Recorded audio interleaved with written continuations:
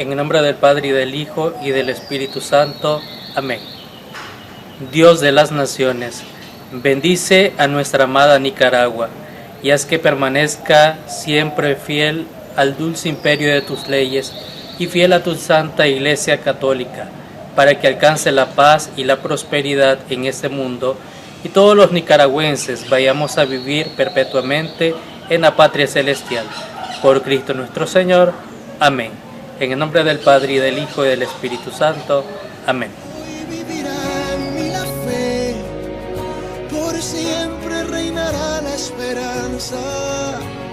Tus fuerzas me hacen vencer, porque en ti está mi confianza.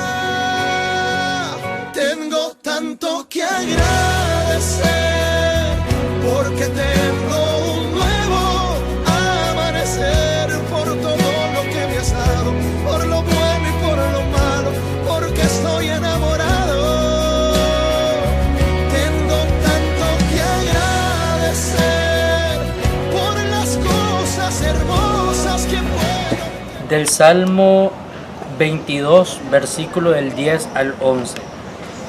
Tú me sacaste del vientre de mi madre, me pusiste seguro en su regazo. Desde antes que naciera, a ti me confiaron. Desde el vientre de mi madre, eres mi Dios. Este es uno de los salmos más bellos que podemos escuchar y leer. He leído incluso el Viernes Santo, pues hace referencia a las palabras que Jesús de Nazaret profirió en la cruz antes de expirar, diciendo la frase del versículo 2 de este salmo: Dios mío, ¿por qué me has abandonado?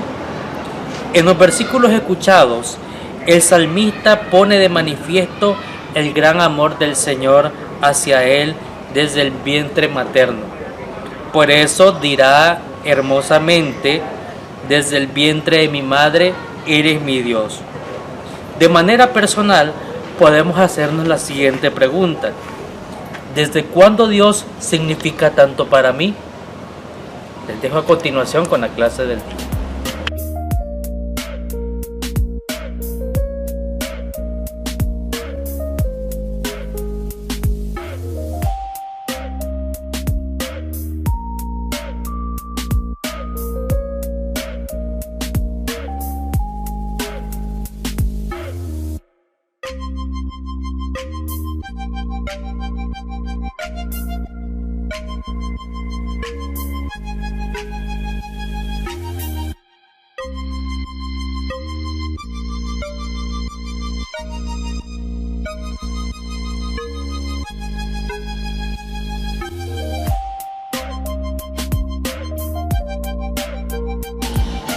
Buenas tardes, queridos alumnos de séptimo grado. Bienvenidos a una sesión más de lengua y literatura. Espero que estén leyendo el libro Banano, que es una novela de nuestro escritor nicaragüense Emilio Quintana.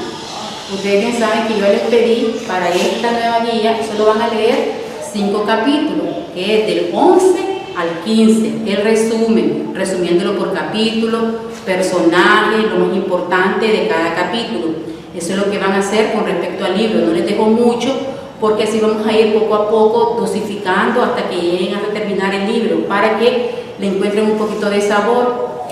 Ahora vamos a ver siempre unidad número 7. Disfrutemos y aprendamos con la novela, que es el nombre de la unidad. El indicador de logro comprende la novela empleando como criterio reiterativo de acción y significado la función del narrador de hecho y la revelación de la condición humana presente en los textos. Bien, el contenido de la novela es la novela, pero ya vimos todo lo que tiene que ver con la novela y hoy estamos viendo parte de lo que tiene que ver con la redacción a la hora de que el escritor está relatando los hechos. Ustedes pueden ver que están leyendo Banano, ustedes pueden ver que hay diferentes tipos de registros lingüísticos, que es lo que vamos a ver hoy. Entonces vamos a ver niveles de lenguaje. Entre los niveles de lenguaje, ¿qué cosas son los niveles de lenguaje? Que existen diferentes grados y niveles del habla de toda persona. Puede ser coloquial, culta y vulgar. Yo les he explicado anteriormente a todos mis alumnos que antes existían dos tipos de latín, porque nuestro idioma, el español, se deriva del latín. El latín eran dos tipos de latín, el culto y el vulgar. El culto era el que lo hablaba y lo sabían escribir y leer. Ese era el culto. Sabían leer, escribir y lo hablaban. El vulgar es el que no sabían leer, no sabían escribir, pero sí sabían hablar. Entonces ese era el vulgar, el que solo lo podían expresar, pero no podían leer ni lo podían escribir. Entonces esos son los dos latines que existían anteriormente.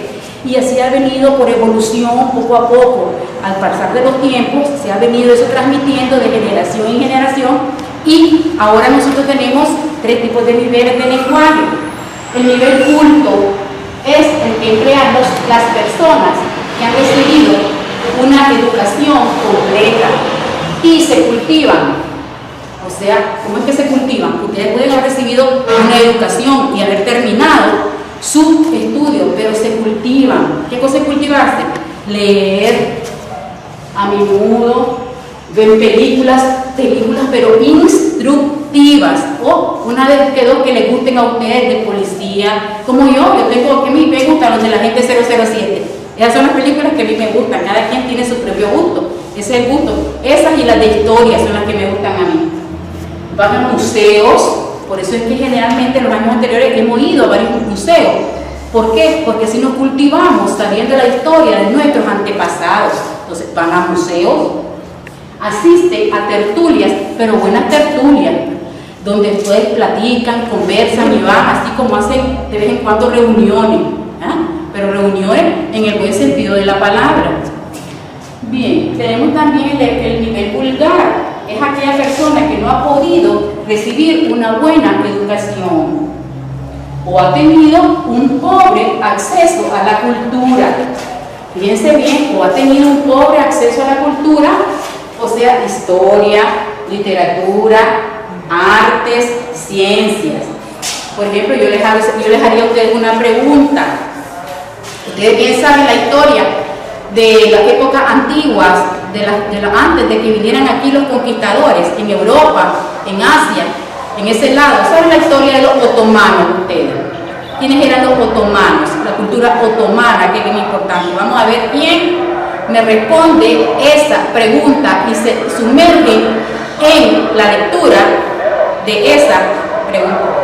Ustedes bien saben que esa cultura que fue en la región de Asia Menor, por ese lado ahí, de Grecia, Turquía, esos pueblos ahí. Yo quiero que ustedes me investiguen, porque eso enclava con lo que viene a ser con la Ilíada y la Odisea, que se suponía que tenía que haberla leído ahorita en 7º grado, y no la pudimos leer, ya sea la Ilíada o ya sea la Odisea. Pero tal vez les mando un fragmentito de que sea de la Odisea. Vamos a ver, porque son libros que ustedes tienen que leer en 7º grado. Muy bien, vamos siempre con los niveles de lenguaje.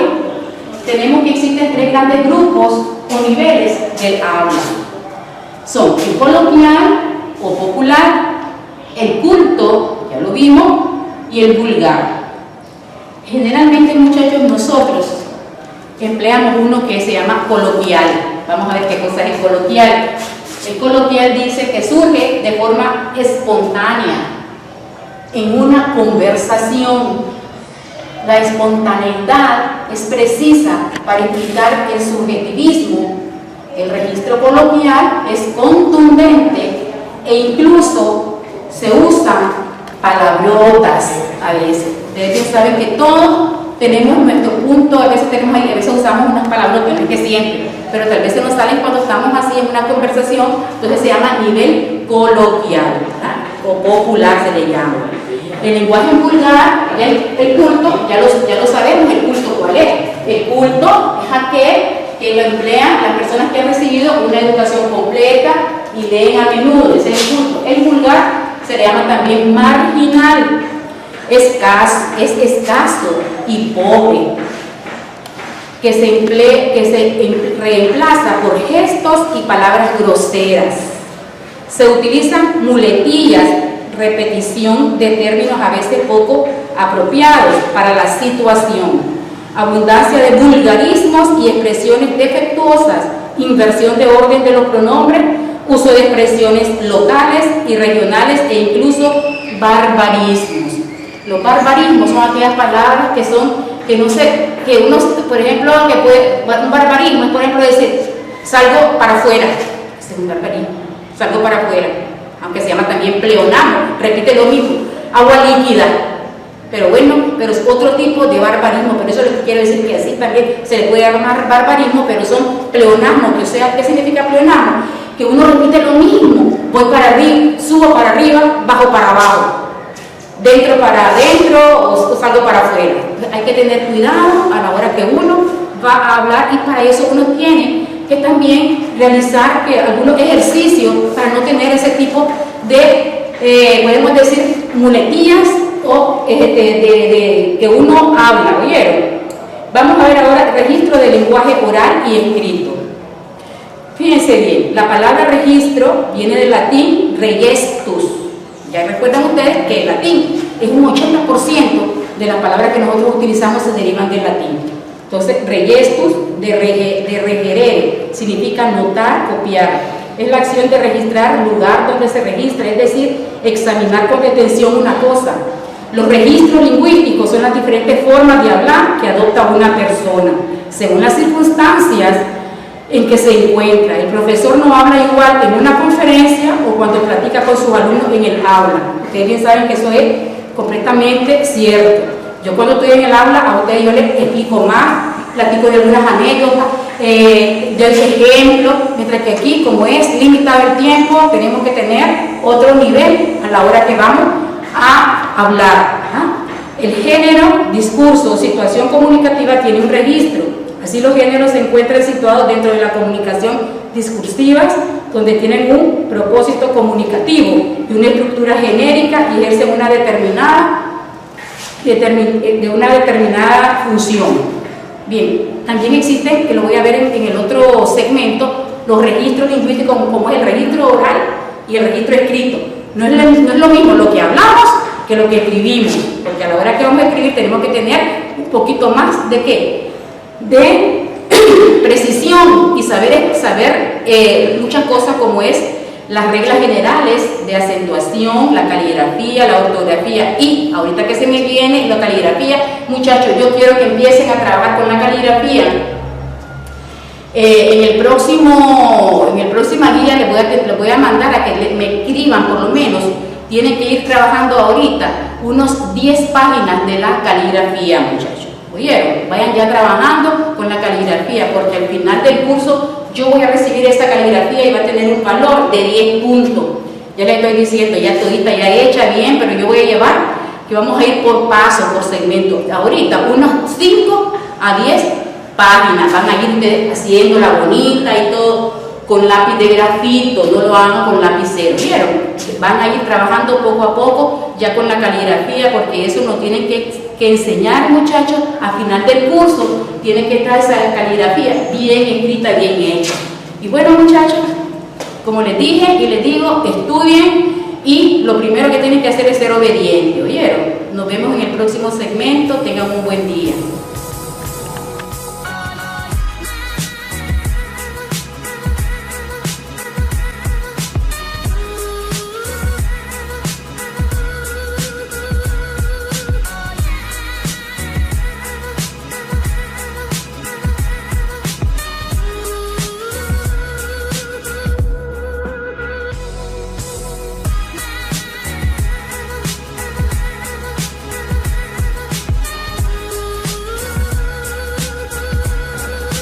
Bienvenidos a un programa más de matemática de séptimo grado. Vamos a iniciar la séptima unidad que habla sobre las medidas de figuras geométricas.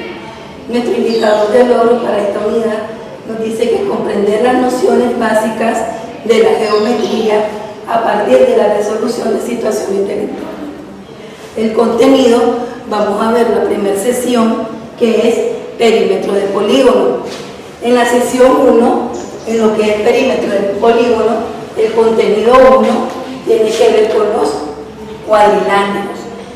Dentro de la clasificación de los cuadriláteros tenemos rectángulo, cuadrado, trapecio, rombo y paralelogramo. Las características de cada uno de ellos es la siguiente. En común tienen todos ellos lo que es un cuadrilátero que poseen 4 lados, ¿no? Luego, el rectángulo, los lados opuestos tienen la misma medida. Si observamos, tanto la base como la parte de arriba tienen la misma medida como hacia los lados. Ellos tienen igual medida. Igual poseen sus 4 ángulos internos que miden 90 grados, que son las esquinas que miramos de cada una de las figuras. En el cuadrado, igual es un cuadrilátero porque tiene 4 lados, todos los lados tienen la misma medida, todos los lados miden iguales y sus 4 ángulos miden 90 grados. El trapecio, un cuadrilátero de 4 lados y un par de lados opuestos son paralelos. ¿Cuáles son los paralelos? Los que están, ¿verdad?, de esta manera, la base. Estas dos se llaman base, base mayor, base menor. Luego, el rombo es un cuadrilátero porque tiene 4 lados y todas las medidas, ¿verdad?, todas tienen la misma medida, sus lados, ¿no? Y sus ángulos opuestos tienen la misma medida, o sea, que el ángulo de acá con su opuesto, ellos tienen la misma medida, igual el de acá como acá. Luego el paralelogramo, ¿verdad?, que es un cuadrilátero de 4 lados, sus 2 pares de lados opuestos son paralelos. Tanto la base como los laterales son paralelas. Y los lados opuestos tienen la misma medida, igual que sus ángulos.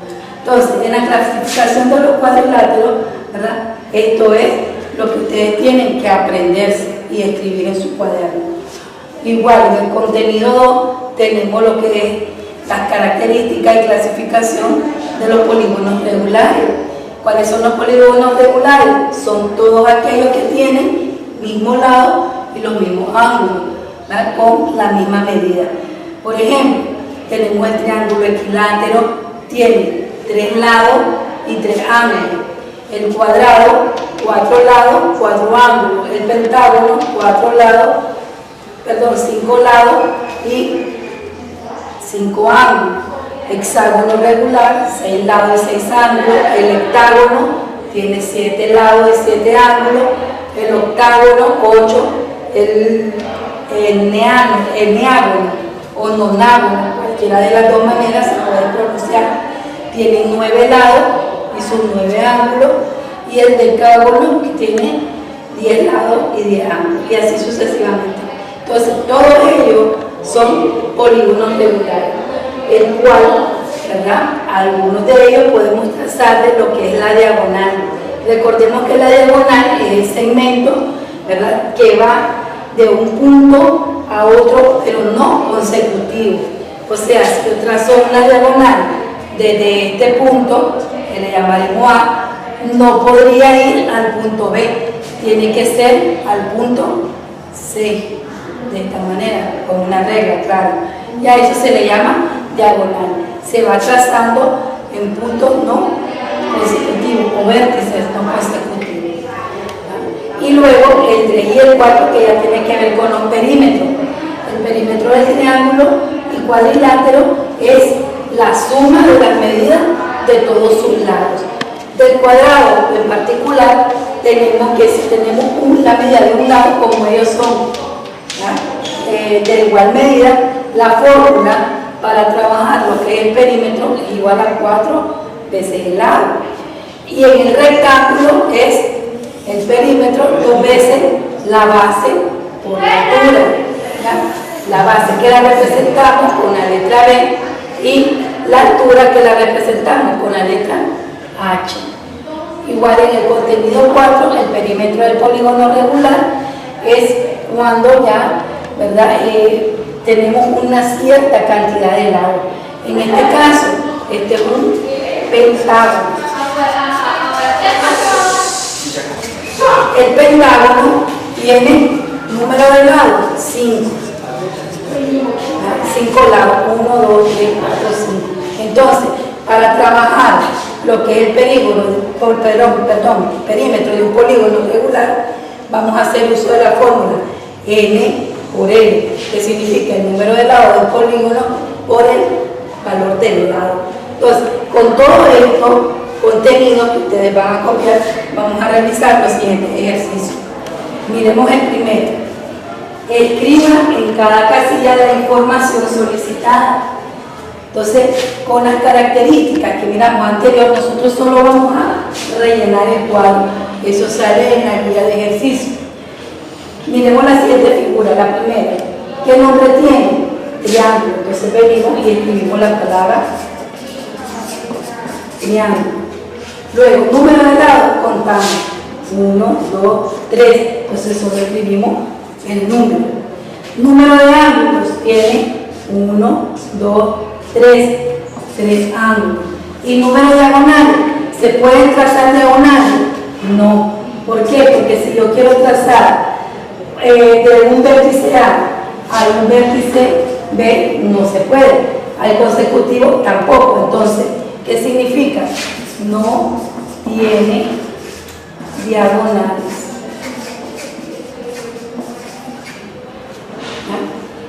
Igual de la siguiente manera, la siguiente figura. ¿Cómo se llama esta figura? Cuadrados, que está dentro de la clasificación de los cuadriláteros. Número de lados, 4. Número de ángulos, 4. Diagonales, 5.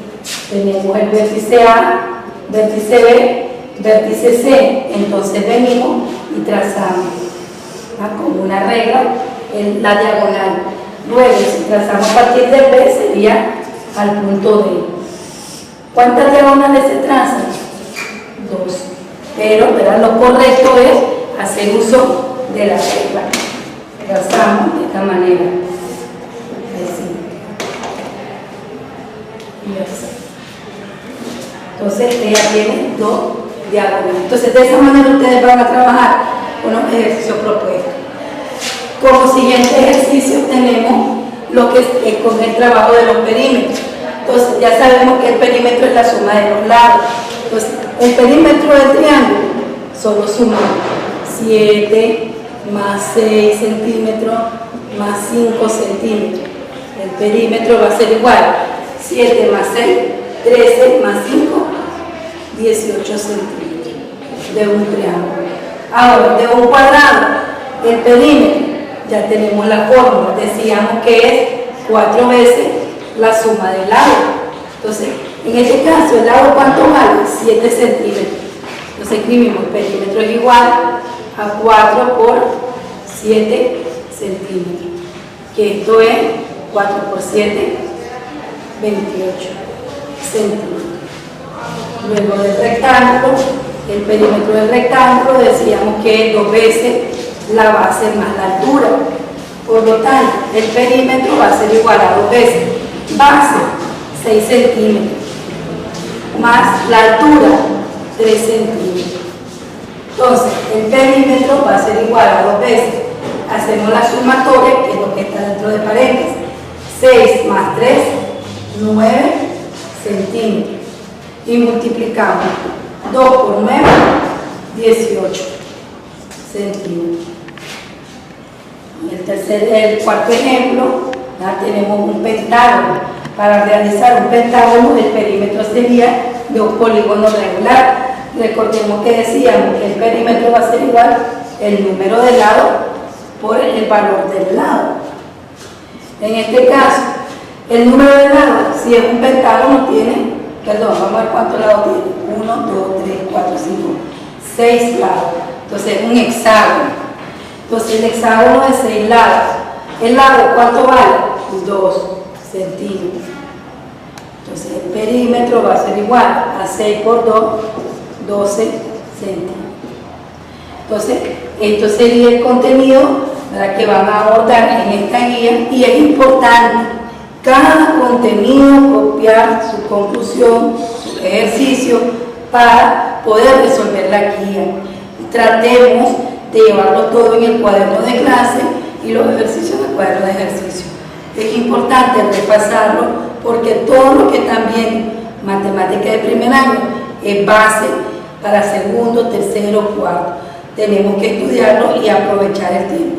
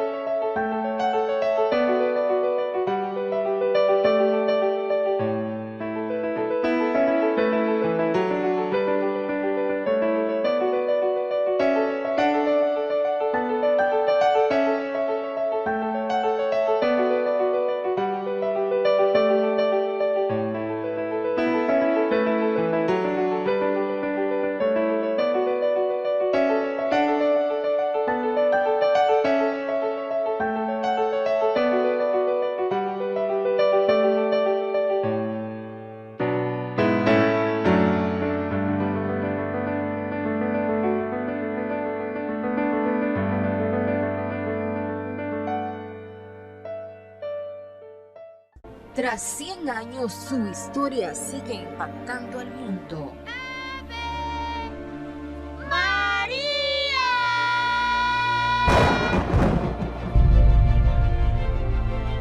¿Quién eres? Vengo del cielo. Lignum Crucis te invita a presenciar el estreno de la fascinante historia de la Virgen de Fátima. Un secreto, un milagro. Este viernes 16 de octubre, en nuestro templo parroquial. ¿Por qué la Madre de Dios te elegiría? ¿Qué es lo que te hace tan especial? ¿Ves lo que hiciste? Engañaste a todos. Tengo que ir. Le prometí a la señorita que volvería.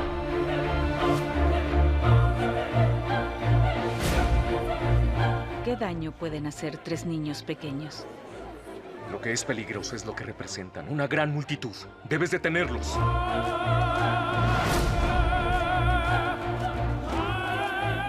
Adquiere tu ticket con jefes de sectores, ministerios e instalaciones de Canal 41. Mentira, es lo único que debes decir. La fe comienza en las orillas del entendimiento. Me apena que no pueda verla.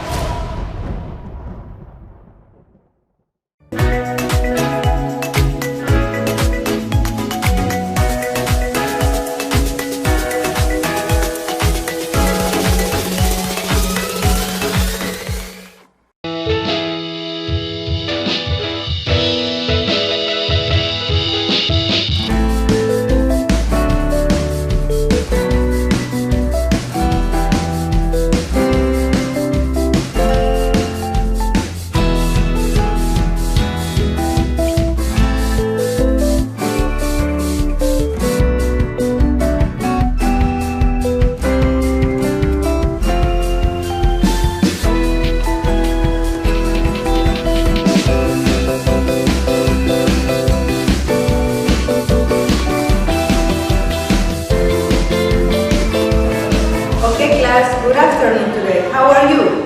Today we will continue with Unit 8, Nice House, and we will apply what we learned. Okay, letter A. Look at the picture. Where is the circle?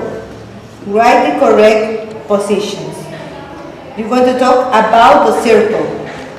In the first one, the circle is under. And so on, you will see the word behind, on, in, between, and next to. You will use all of these words of this preposition and write it on the line. Letter B. Unscramble the words, match the words and the pictures. Number 1, PMLA is in lamp.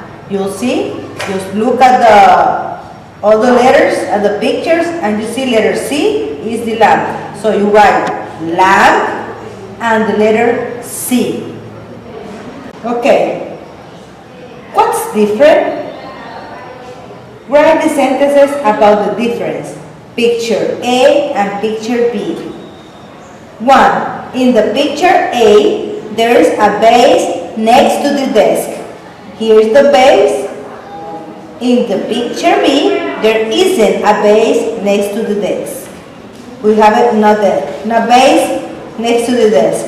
And so on. You will see different stuff and you will write it down. Letter D. Complete the question and answer. You will complete the question. What do you learn about it? About all the stuff that we will learning. Where is a backpack in the picture A? Where is a backpack in the picture A? You want to look in the picture A and you will see if you have a backpack. If there isn't, you will say no, there isn't, or if there, yes, there is. And so you will continue. Now page 39, exercise E. Circle the correct answer. A. Where is the smartphone? It's the shelf. It's on the shelf. If you circle between, is incorrect because you don't have another word to say that the preposition is between. So, in this case, it's on. It's on the shelf.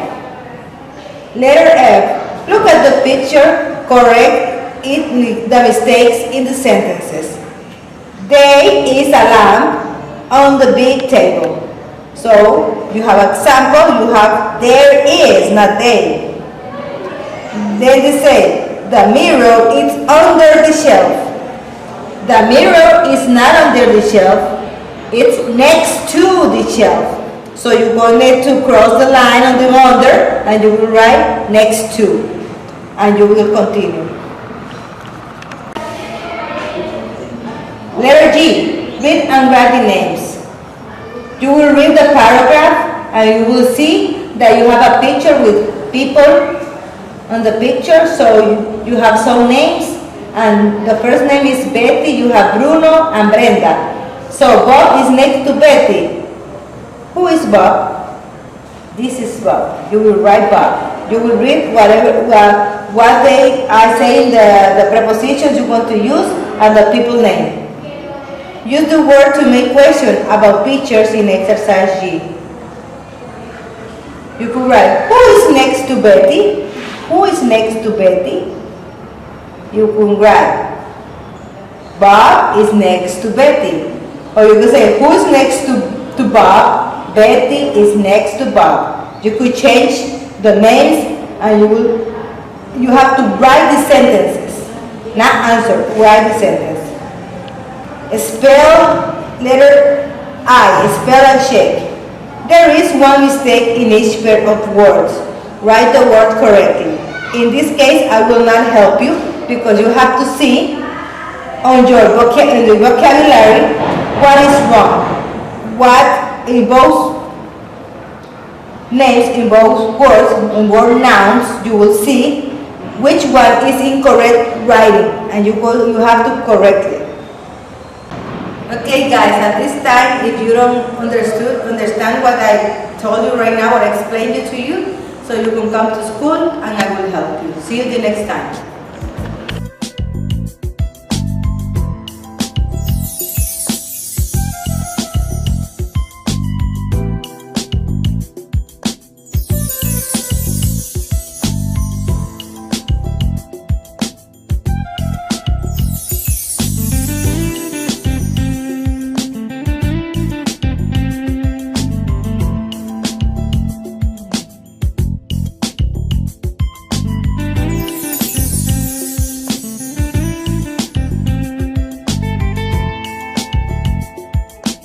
Buenas tardes, estimados estudiantes del séptimo grado AIBE. El día de hoy damos inicio a la última unidad de la programación correspondiente a nuestro año escolar 2020. Y la unidad es la unidad número 10, que es Introducción a la Química y a la Física. El contenido es Introducción al estudio de la química, objeto de estudio y la importancia. ¿Por qué en séptimo grado se ve la química y la física? Bueno, la palabra lo que dice, es una pequeña introducción, un pequeño conocimiento que van a tener ustedes para cuando ya lleguen a su cuarto año, que ahí van a ver ustedes sí, la química y la física como una disciplina más, como las ciencias naturales. ¿Cuál es el objeto de estudio de la química? Bueno, es la ciencia que se encarga en comprender cómo se estructura, se compone, se transforma y funciona, en especial desde las estructuras más pequeñas que son los átomos y las moléculas. Se encargan de ver sus transformaciones, su estructura. De eso se encarga lo que viene siendo el objeto de estudio de la química. La importancia de la química es fundamental para la comprensión de muchos campos, como cuáles: la medicina, la biología molecular, la agricultura, la geología, y tenemos también la astronomía. Todos esos campos en todos esos campos es muy importante la química. Entonces, en esta unidad vamos a estudiar la introducción de la química a la física, vamos a ver también su estado de agregación y mucho más, y todo un poco para que ustedes cuando lleguen a su octavo grado lleguen con conocimiento conocimientos previos de lo que es la química y la física. Los invito a continuar viendo nuestra programación Educando con Cristo.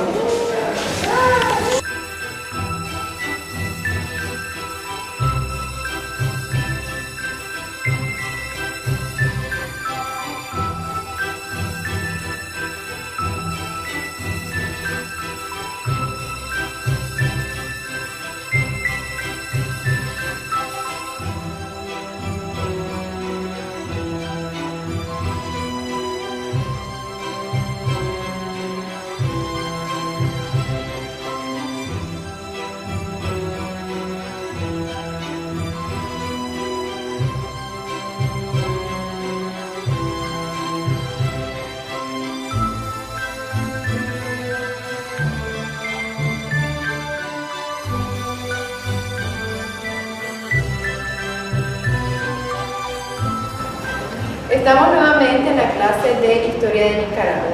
El día de hoy abordaremos el tema acerca de los cambios que se dieron en Nicaragua durante el gobierno conservador, en un periodo de 1857 a 1893. Pasada la Guerra Nacional, en Nicaragua se dan grandes cambios y es que inicia un periodo de gobierno conservador con aproximadamente casi 30 años. En este gobierno conservador, las personas que estaban de jefes de Estado, porque aún no se llamaban presidentes, eran personas que compartían un lazo, ya sea consanguíneo o económicamente también. Y se puso en práctica mucho lo que fue el gobierno o la forma de gobernar de oligarquía, que es el gobierno que está basado en el bienestar de una misma familia. Entonces, vamos a escuchar ahorita quiénes fueron esos jefes de Estado que estuvieron en el gobierno conservador. Entonces, estos jefes de Estado fueron los siguientes. Tomás Martínez, en un periodo de 1858 a 1867, estuvo Fernando Guzmán, en 1867 a 1871, Vicente Cuadra, de 1871 a 1875, Pedro Joaquín Chamorro, de 1875 a 1879, Joaquín Zavala, de 1879 a 1883, Adán Cárdenas, de 1883 a 1887, Evaristo Carazo, el cual estuvo solamente 2 años, de 1887 a 1889, y culminando con Roberto Sacasa, quien estuvo de 1889 a 1893. Les comentaba anteriormente que durante este gobierno conservador se dan grandes cambios, principalmente en la parte económica. Estos cambios fueron en los transportes, también en la comunicación. Entonces, lo que es el transporte se da lo siguiente. De que inicia en 1876 la construcción del ferrocarril del Pacífico de Nicaragua. Primero, entre Puerto Momotombo y Corinto, y después con un recorrido hasta Granada y Managua. Pero la mayor innovación en la parte económica fue el desarrollo del cultivo del café. Las primeras plantaciones de café se hicieron en las sierras de Managua y en la meseta de Carazo, a mediados del siglo XIX. También hubieron grandes innovaciones o cambios en lo que fue la parte de las comunicaciones. Con el fin de favorecer las comunicaciones en el país, dio inicio en 1876 la construcción de una línea telegráfica entre San Juan del Sur y Corinto, pasando por Rivas, Granada, Masaya, Nagarote, León y Chinandega. Más tarde se extendió a los departamentos del centro y norte del país, así como a los países centroamericanos. Siempre hablando de lo que es los medios de transporte, la navegación marítima y fluvial también recibió un notable impulso. Se estableció una compañía de navegación que hacía el trayecto en vapor entre Granada y San Juan del Norte. Hablando de lo que es el sector de la educación estaba bastante limitada. No todas las personas podían acceder a este derecho y por tanto había una gran cantidad de personas que no sabían leer ni escribir. Se hacen esfuerzos para para abrir escuela y se abren 92 escuelas en todo el territorio nacional. Pero había de población estudiantil 3.781 estudiantes varones y apenas 532 niñas, por lo que la educación era favoreciendo siempre a los varones. También había una facultad de Derecho que prestaba su servicio en el departamento de Granada y 15 años más tarde se abrió lo que fue la Biblioteca Nacional.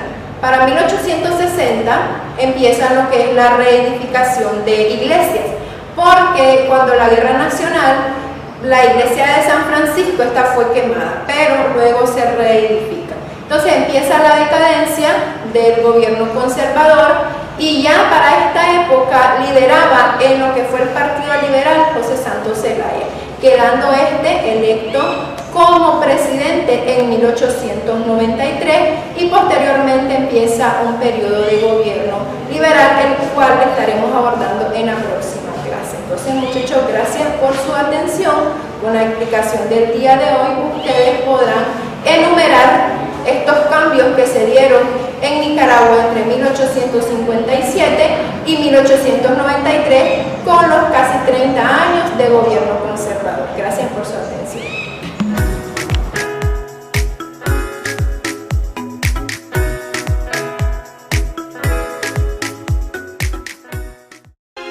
Porque este es el cáliz de mi sangre.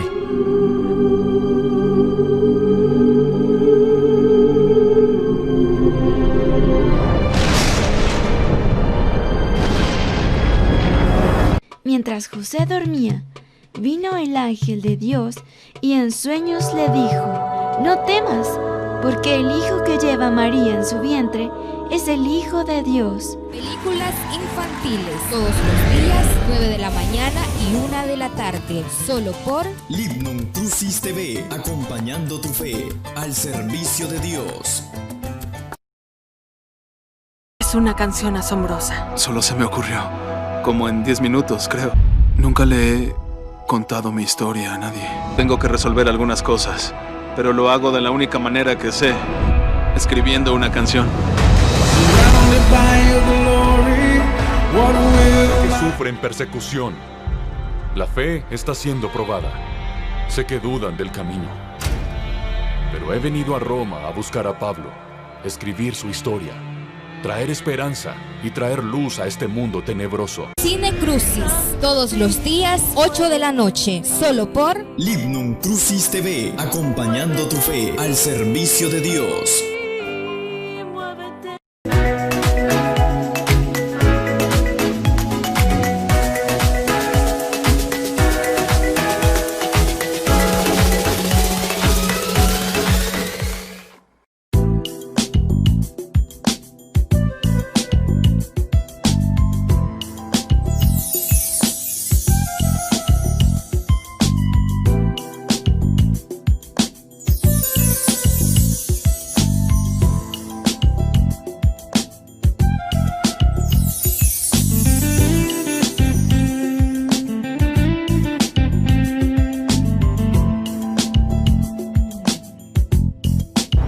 Queridos estudiantes, en esta ocasión abordaremos el tema de la violencia y cómo prevenirla.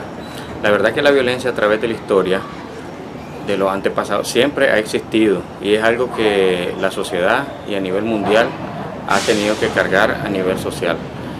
¿Qué sucede? La violencia que es un acto o agresión que se comete hacia una persona, en este caso puede ser física o puede ser psicológica, como actualmente hoy se ha incluido esta parte. O puede ser incluso un acto de agresión que se comete a varias personas o incluso hacia uno mismo, o sea, autoinfligido.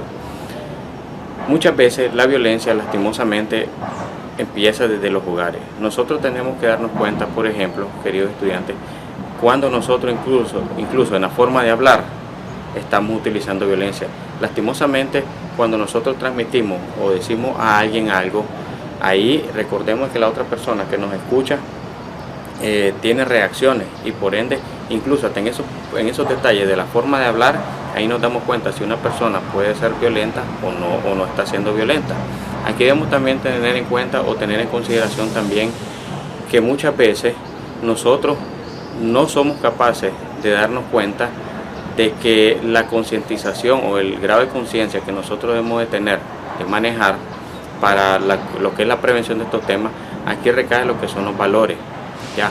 Porque muchas veces nosotros conocemos o sabemos de que, o nos autoconocemos, en este caso me refiero al autoconocimiento personal, de que si nosotros somos capaces de ver o darnos cuenta de que nos volvemos o somos una persona muy agresiva o que rápido somos impulsivos, es algo de que nosotros debemos prestarle mucha atención. Yo puedo decir rápidamente, me evalúo, me analizo y vengo y digo, entonces de que yo, tal vez si me dicen algo de buena manera, yo respondo de mala manera. Entonces son pautas que a nosotros nos van dando ideas de qué tan violentos podemos ser o no podemos ser nosotros. Pero aquí en la parte de concientización yo me refiero de que nosotros debemos de buscar incluso cómo autoprepararnos para conocer lo suficiente de esta temática. Por ejemplo, cómo podemos prevenirla, cuáles son las consecuencias, sobre todo que si nosotros somos conscientes de las consecuencias que causa la violencia, vamos a decir hacia nosotros mismos, yo no quiero ser esto, yo no quiero llegar, por ejemplo, en los casos mayores, a una cárcel, ¿ya? Ahora, en este caso también a ustedes, queridos padres, debemos de tomar en cuenta de que ustedes son los primeros, la primera fuente de la formación de la conducta de sus hijos, y por ende en el hogar ahí debemos tener consideración de la forma que también nosotros abordamos a las personas que nosotros estamos criando.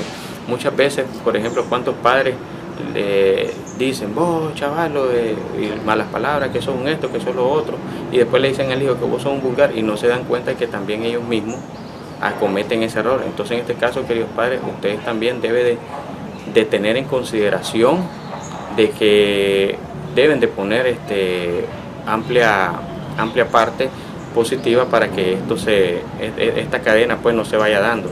Otro aspecto muy importante que no debemos nunca olvidar es que la violencia y la agresión nunca la debemos ver como algo normal, porque si nosotros lo vemos como algo normal, ¿qué es lo que va a suceder? Si un niño desde inicio vemos que él es agresivo y todo, y no se le para, como dice en el carro, entonces él va a ver siempre la violencia como algo normal, que si alguien le pega entonces se la va a desquitar, a veces lo miran como juego, entonces no podemos hacernos los ciegos y dejar pasar algo así. Entonces, en el caso de la prevención de la violencia, lo más importante es la concientización, nunca debemos olvidar eso. Si nosotros somos conscientes del daño que causa esto a la sociedad, ahí es donde nosotros debemos de poner principal énfasis, ¿ya? Si nosotros consideramos de que somos una persona demasiado impulsiva o agresiva, no debemos de quedarnos solo con el pensamos, sino que debemos de buscar ayuda profesional, debemos ver qué es lo que está pasando también. Y recuerden, por último siempre, aquella famosa frase que dice, nosotros los hijos somos el reflejo del hogar. Entonces en el hogar es donde debemos trabajar y poner en práctica todos los valores que nos enseñan, tanto en la escuela como en el hogar. Muchas gracias.